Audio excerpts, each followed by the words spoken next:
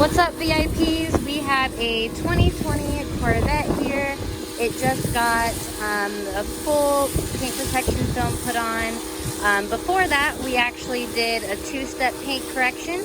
Once we got the paint nice and perfect, we went and did that PPF installation on the full car. So now that that is done, it's getting a nice foam bath, gonna get detailed and ready for the customer. It's gonna look absolutely beautiful.